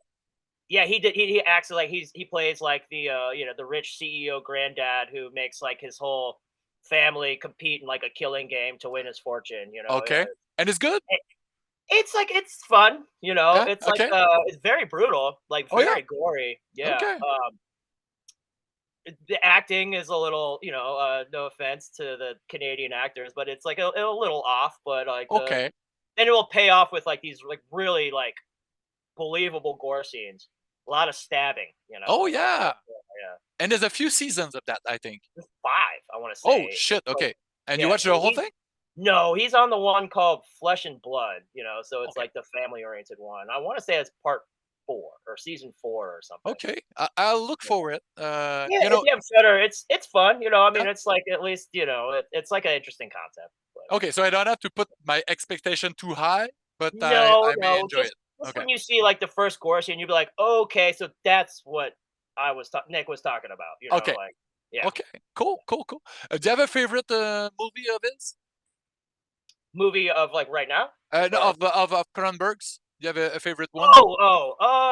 man, It's hard. yeah, I mean, Videodrome, Yeah. it's like a movie it's in there up in the top, but it's not something like I wanna watch all the time, But even though that's it's the a movie same with I Cronenberg. It's not. You have to wait a yeah, little. Yeah. I mean, like, I can watch, like, Evil Dead 2 every day because I have basically almost have since, I was, like, in the 7th grade, like, Oh grade yeah. 7 or something. But, yeah, Videodrome is a movie that I love, but it's like, I have Mhm. to be in a certain mood to, like, Of watch it. course, of course. And But then some of his early ones, I mean, some of those early ones are great too. mhm. I mean, just real creepy, and just the body effects, Yeah, just always kind of Shivers. shivers. Yeah, yeah, of course. I never watched The Brood. The I Brood is I have to. it's It's really yeah for like for a single mother. I mean, I'm sure it could be probably pretty triggering, or like yeah. it's because it's just That's like what a I heard. lot of Yeah. yeah. Uh-huh. Yeah, he's a freak. Yeah, he's a total freak. Yeah, Yeah. definitely. So you mentioned Evil Dead. Evil Dead, of course. Yeah, yeah. So uh, Sam Raimi is one of the, he was one of the most inventive director when he first started. I think we're due for an horror from him because it's been overdue. Drag Me to Hell. That Did you was like that? fun. Yeah, that Yeah, was I liked it fun. too. It Yeah. was a great surprise after the Spider-Man's. Was really, Spider-Man 2, I think it's great. Third one is bad. The first, I'm a big Spider-Man fan, so I Sure. was happy that I got to do those movies, but I think I only saw the first 2. I don't think I even saw the 3rd one, and, and don't I'm a bother. part 3 guy, so but No, no, it becomes emo, and it's not yeah, yeah, worth it. like, comic book movies don't really do I mean, I've never been a big comic book guy, but, when I was a kid in the '90s, I loved, like, Marvel cards. Of Yeah. course, me too. And Batman, the first one, the second one, the Tim Burton's movies, they were Oh, of fun, course. Yeah, yeah. but I mean, anything nowadays Tim there's Burton too does many. besides, like, Nightmare Before Christmas or whatever, it's like I'm definitely gonna watch it. Not saying I have anything against that, it's just you see people with, like, Nightmare on Before Christmas, like, tattoos, and you're like, "Man, I wonder if I can, like, trust this guy." Like, Man, you went too far. yeah, Don't get a it's like, "Yeah, tattoo. you It's got a is that kids Zach movie. Skeleton tattooed on your arm? Okay." Like, oh. Huh? In Do you have my line of work, you're one of the weird ones. do you have any horror movie tattoos on you? Do I? No. Mostly Currently, I music don't. based. I'm supposed to get like a Jason Voorhees tattoo with like my best friend in Pittsburgh Okay. the next time she comes down to visit. Yeah, So but all my tattoos are basically just band and yeah, band and music related. the music, it's more, I guess, it's closer to the heart Yeah, because you make music, but music we can listen to an album like three times in a row. A movie, you have to wait. It's yeah, a yeah, different relationship. I don't think I would have some piece of movie on me, but it's totally right. It's totally fine if people do that, but yeah. I don't think I would because of that, or would be more of a mix of a lot of things. I'm thinking about having maybe a chainsaw but made of wood. It's just funny, and Yeah, it's yeah, Evil Dead, and it's Texas Chainsaw, and yeah, it's the forest, and yeah. Oh yeah, yeah. but your Jason one is gonna be from part three, I guess. That or part 4. Yeah, probably part 4 because that's even though I love like the third of the series, like the one with Crispin Glover, Mm, that part dance 4 is scene. yeah, yeah, yeah. Ted White playing Jason is just man, he was just probably my favorite Jason besides like Kane Hodder. Yeah, the Yeah, I presence think like of Ted White like yeah, is. because even like part 3, like Richard Brooker, he's obviously he looks terrifying and obviously it's the first Mhm, inclination with the mask, but mhm. he had like these big shoulder pad prosthetics Oh and yeah, like so I mean he was like a tall guy, but he was lanky, so they just made him like almost like taller looking, and like that's right. Yeah, it yeah. was a bit weird looking. I have to watch those They movies. also cut a lot of like there was like a bunch of scenes after he got his mask like cut off or like taken off, like with Hmm. the actual prosthetic face that he had, like the effects Hmm. that just like never really made it to the movie. You can see pictures of it, and I'm sure Yeah. somewhere there might be like a cool director cut of it, but Hmm. yeah, I, unfortunately, it didn't really make the cut. and there's so many fun elements in every of those Friday the 13th movies. I'm a big fan of Part Seven. I think I love Seven. the zombie look Yeah, yeah, is the best that he ever looked to me, and the skull and the bones and yeah. Well, like even like the whole chest and like costume, yeah, yeah, like yeah, yeah, it yeah. looked great. And, And the what? the mask gets knocked off, and you can see like a worm crawling and Oh shit. yeah, Yeah, like very because believable. Yeah, he was already a zombie from the movie before, which that's was right. Yeah, still part 6. cool. The part six, with the Alice Cooper song, that was Yeah, yeah. Well, the heavy metal director. Yeah, yeah, his name's escaping me, but yeah, Tommy McLaughlin. yeah, McLaughlin. Yeah, yeah, Yeah, he's a rocker. Yeah, yeah, and that's so fun that you got to do this intro like James Bond. yeah, the, yeah, the, yeah, the yeah. opening. And Uh, then yeah, of course, it's like Tom Matthews, as Tommy Jarvis. yep, Funny yep, enough yep. from the Living Dead. This arc, man, there's so many old school great movie from the 80s. The 80s, we grew up in that decade. It's part of us. But do you still enjoy watching movies nowadays? Do you still find, the cool things that Yeah, you especially with recommend? like the likes now of like things like Shutter Hmm. and the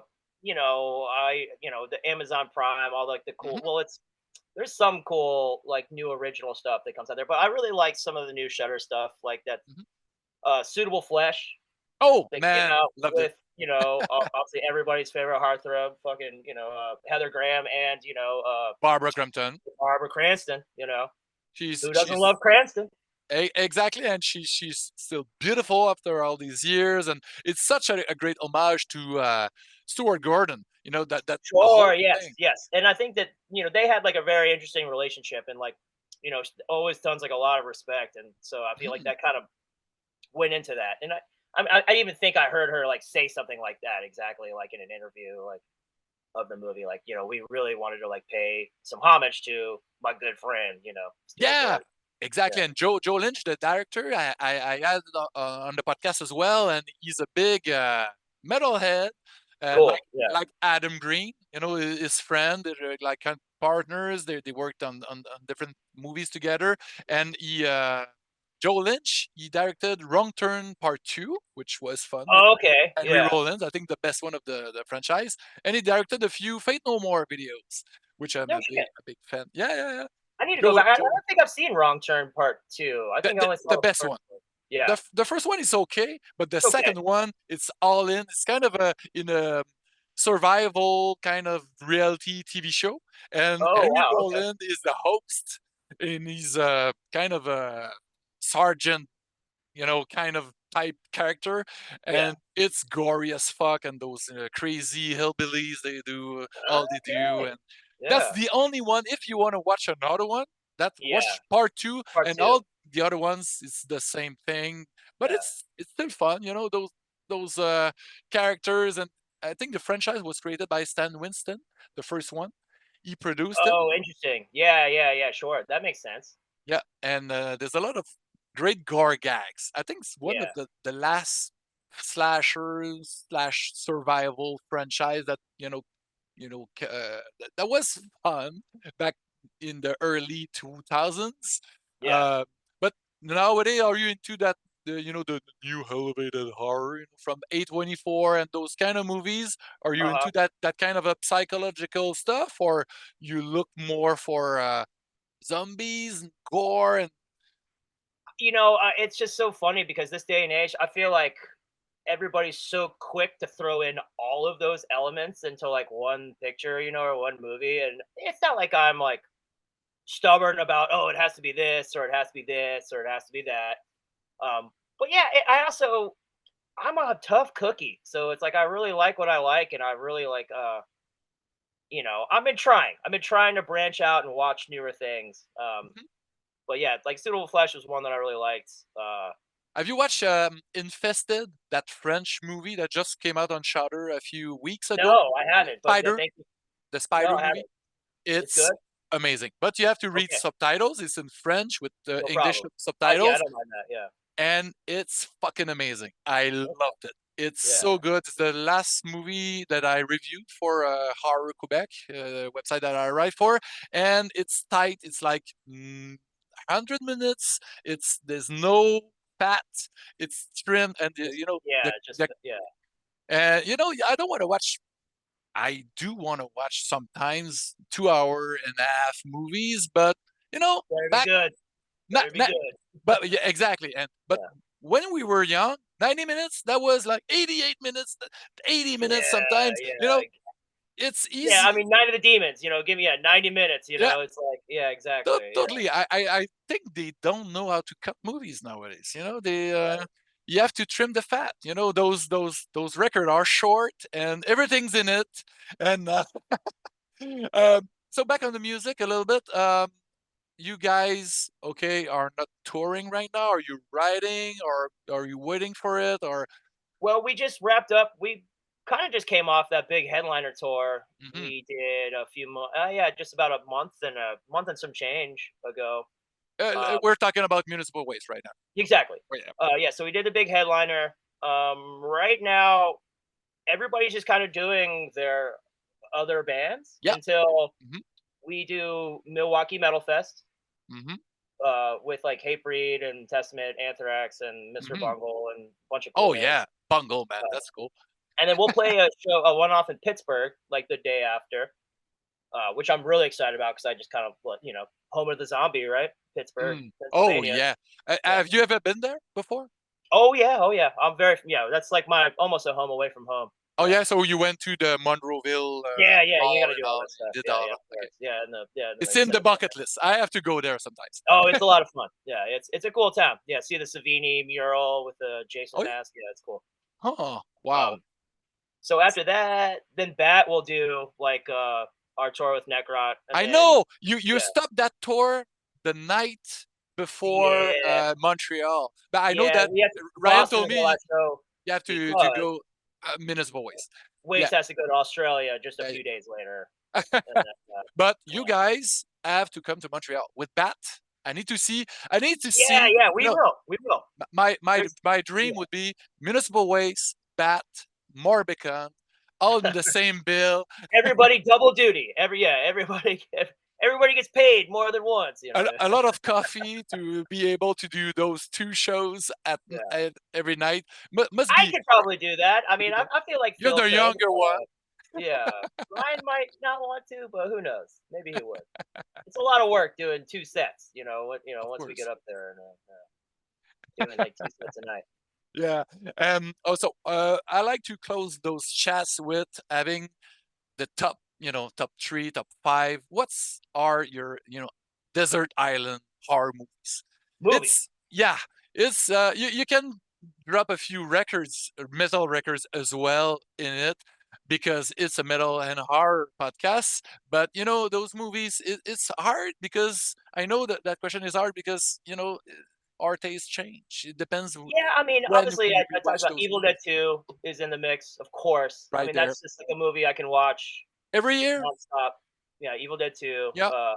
I could probably pair that with Merciful Fate in the Shadows because Oh I yeah. kind of got into that record right around the same time as I got into Evil Dead 2, I like and the that's pairing. also one of my favorite records of all time.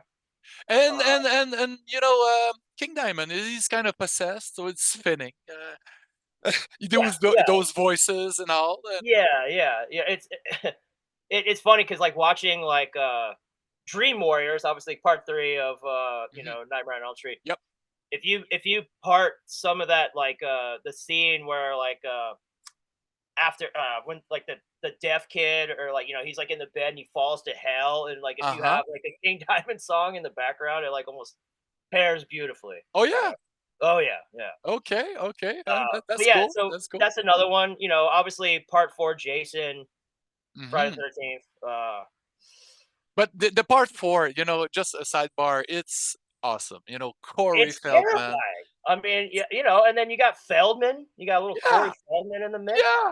A little And and shithead and, and Corey that Feldman. 70 stuff, in his room, those Yeah, masks and all all. the cool stuff that Tom Savini, because that's when Tom Savini came Yeah. back and like Mhm. made like he did the effects for part 4.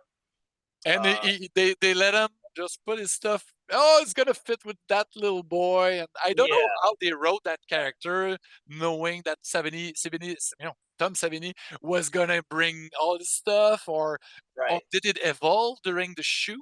I don't know. right. I have The to. Thing, we didn't really talk a lot about Carpenter, but The Thing is definitely probably in that list somewhere for sure. The thing, it's almost always there. Yeah, Everybody that books the everybody's gonna say show, The Thing, and the that's thing. cool. Why? Yeah. What's your favorite thing of the thing? The favorite Besides thing. Yeah. Rob Bottin's insane fucking, special effects, I mean, honestly, it's like everybody's acting. Everybody's character is so on edge and just like terrified of each other and themselves Hmm. because you can almost believe for an instance that like maybe I'm even the thing and I don't even know it, and they That's right. just And that I think that's just a Paranoia. really interesting concept. Yeah, like a psychological kind of They're afraid of concept. themselves and from the environment. Oh, Everybody else. Yeah, it's fucking cold out there. They can't yeah. even Yeah. go And there's inside, nowhere I to go. guess. Yeah, exactly. There's nowhere to go. It's crazy. It was such a lightning in a bottle, that movie, because every the perfect storm. It's Yeah, so good. It's almost, it plays like a play. It's yeah, so small, but those SFX. It's mind blowing. yeah. It's And I suppose number 5 is gonna be Phantasm. oh I yeah, mean, oh yeah. Angus Phantasm Scrimm's doesn't Tall get Man. much love. Yeah, It's Tall Man. Scared the living shit out of me when I was a kid. oh yeah, And speaking, and talking about like a great score yeah. to the point where even Entombed kind of incorporate it into a death metal song. I think that's fucking genius. Oh yeah. Which song? Yeah. The first track on Left Hand Path. It's like Shit. yeah, Oh, there's like the whole interlude at the end, and it's just the score of Phantasm, but oh like done in man. like a cool death metal way.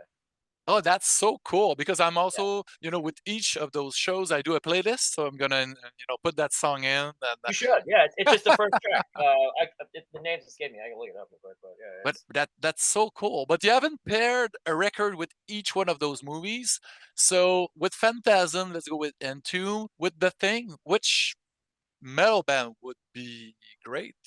well because As that's like Ennio Morricone that does the I score know, for the thing. I So know. you almost have to. I feel like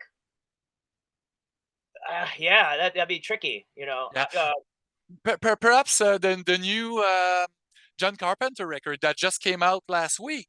Have Yeah. you heard? No, I've only heard the Lost Themes Part 1 and 2.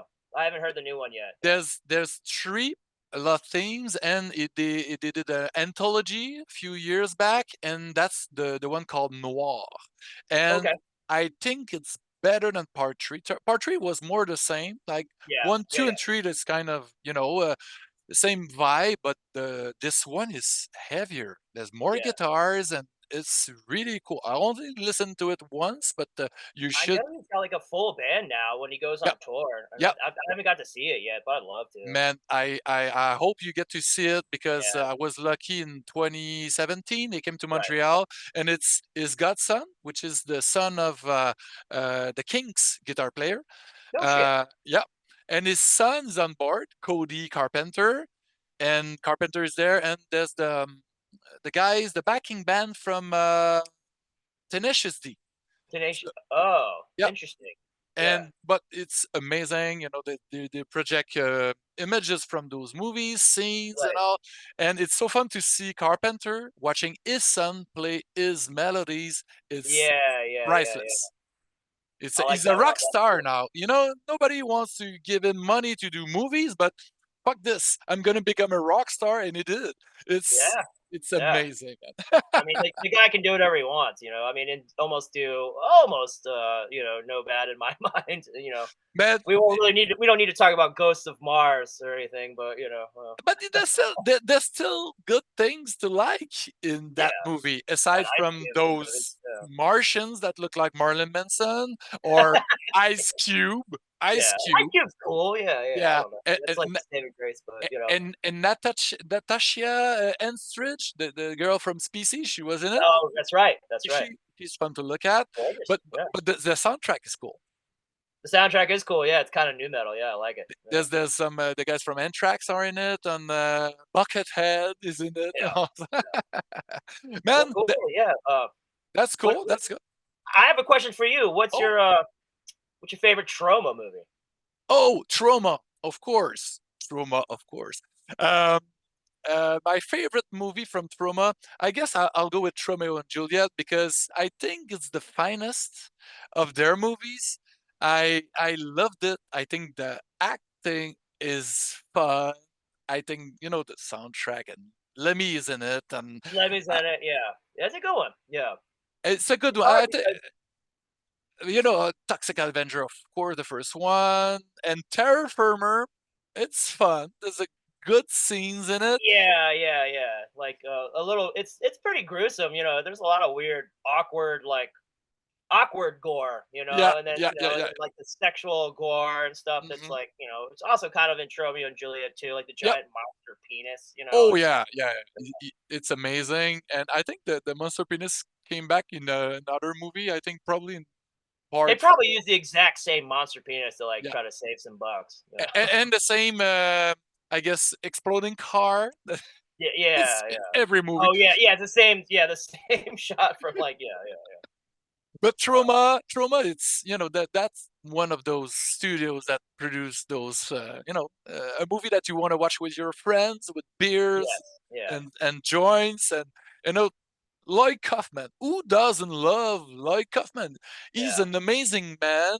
He speaks perfect French, and every time he come, yeah, I think he studied in France. Uh, Back in the days. And Yeah. when he come to Montreal, he wants to do interviews in French, which is amazing. Okay. And Yeah. and he's a great. He's one of the last independents, and True. True. it's And he's still alive. Yeah, he's still kicking and still creating, which is impressive. kudos to. And of course, I have to mention Class of Nuke Mai, the Oh, first one. it's gonna go ahead and be Yeah, my favorite. he's Yeah. probably he's probably my favorite. Uh, Anytime there's like movie punks, that are yeah, just like depicted in stupid ways, I'm all over it. I uh, love it. Yeah. and they I think they melt or they explode because they smoke joints, and it's perfect. Yeah, exactly. Yeah, yeah. Yeah, and what so that's your favorite too, is perfect. I think I'm gonna have to rewatch the first one only because the other ones There's like 4 of them. Yeah, just maybe too even too 5. many. Yeah. Yeah. They did, I think, the fourth one in 2 parts or 3 parts or Talk about nightmares. Who needs to go back to high school, like fucking 5 times, it's yeah. a real nightmare. Man, that was great to meet you at You last too. because Yeah. we crossed paths a few times, but Sure, that was sure. great to chat about that stuff. And next time you come to Montreal, we're gonna have a beer and chat some more about more movie. Absolutely. All right, Chris. Yes. Yeah. Thanks. Was a pleasure. Yeah. Yeah, same here. All right, man. Cheers. Bye.